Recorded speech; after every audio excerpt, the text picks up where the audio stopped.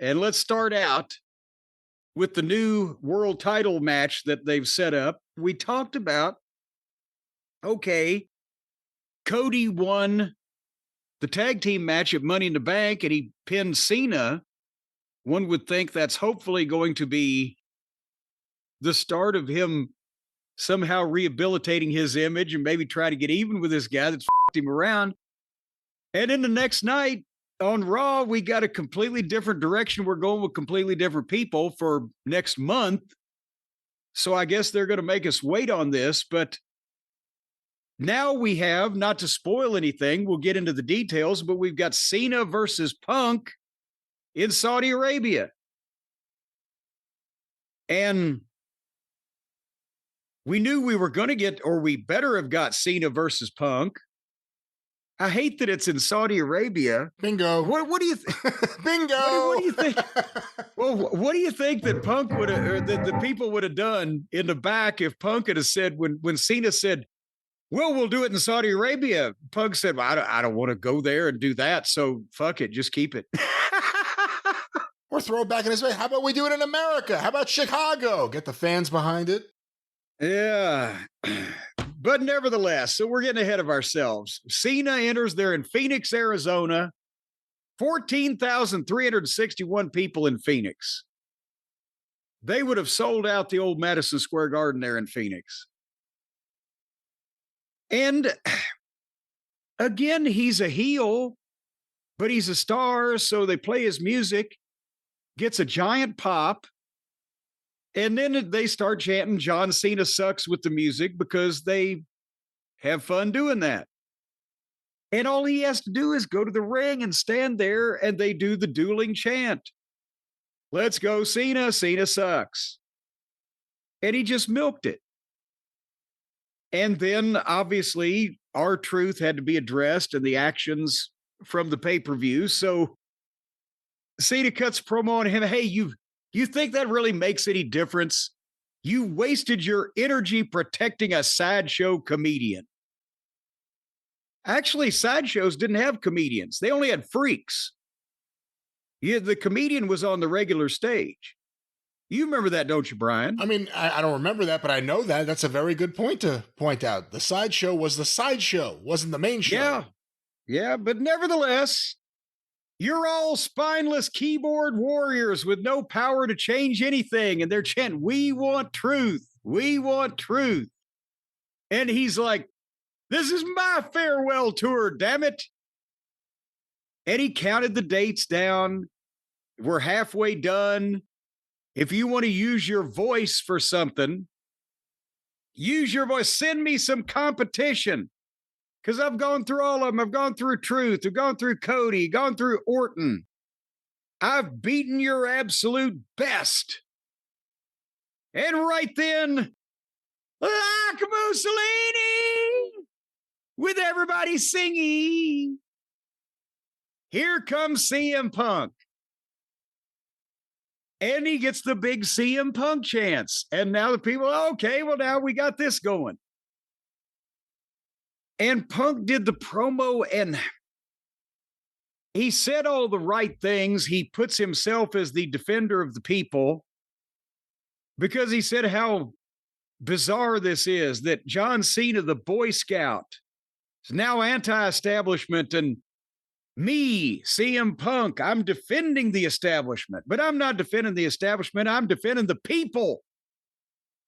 The fans are my boss. I don't kiss the final boss's ass. And he got them chant, you sold out at Cena. And it was a good promo, very well delivered, but they're just, it's kind of, do you get the feeling it's Punk's turn? So they said, Punk, think up a good reason for you to tell John you're going to take the title from him and defend the fans and challenge him. And so that's what he did. And he said, after tonight, you've got 18 dates left. So I'll let you pick which one is the one where I take that belt off of you. How about tonight? And then Cena built it up a little bit and said, let's do it. But not tonight. Boo. let's do it at Night of Champions in Saudi Arabia. And the crowd was not happy.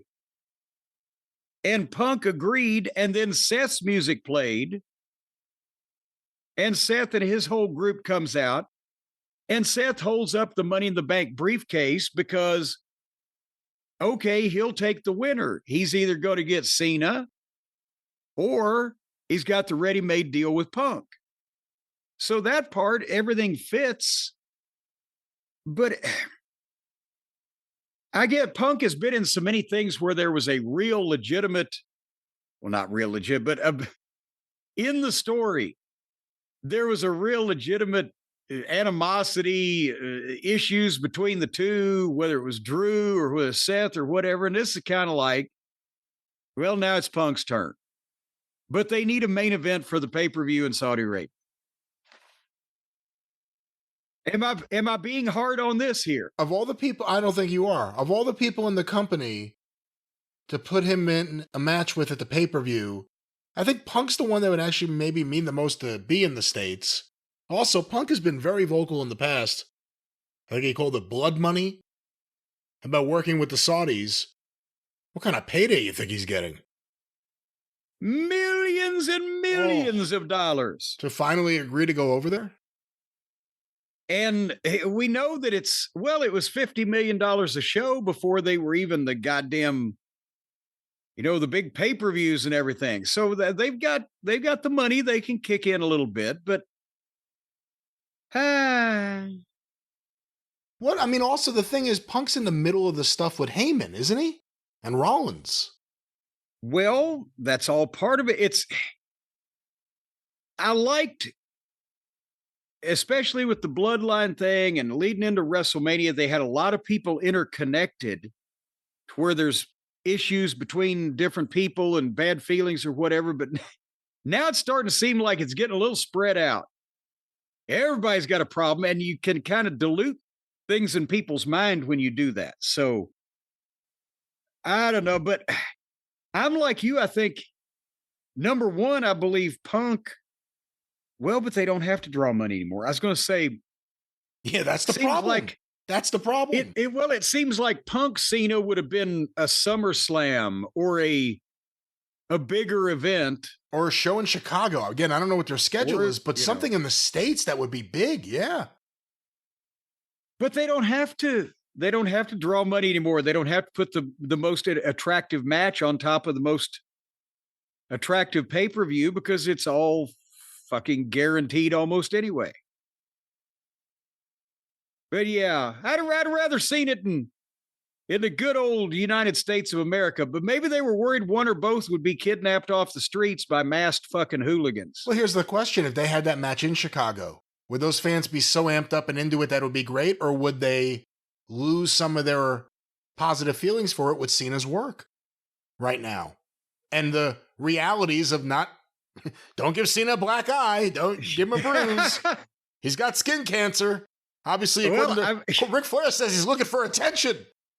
I think Punk would probably still get his shit in because he's not noted for being a serial injurer. But I think the problem would be with Chicago is that if they're not putting a belt on Punk, better not to have that there then with these people. Good point. Because then they do more because people would be kind of bummed, even if they weren't mad at Punk, they'd just be bummed by the whole thing. They're running through everyone. They did Orton. Now they're going to do Punk. And again, we're all assuming Punk ain't winning the belt in Saudi Arabia from John Cena. Are you excited to see Cody get another run at Cena? Who is there that you want to see Cena wrestle right now? Well, that's I think Cody has to be the one to win it back eventually, or elsewise, boy, I think that did do damage. Right now, there's still a chance to straighten this out. Roman Reigns? Part-timer at best? But I mean, it's a big name match. Who are we forgetting that we might be enthralled by seeing Cena wrestle? Obviously The Rock, but I don't know if that's a realistic thing. The Rock versus Cena. A tag match with Travis Scott, of course. I guess that would be on the plate. Now, I think it would probably draw more money from the wrestling fans than anything else they could do if they just brought Travis Scott to the ring and set the entire roster loose on him. Just beat the shit out of him. Well, SummerSlam 2 nights in New Jersey.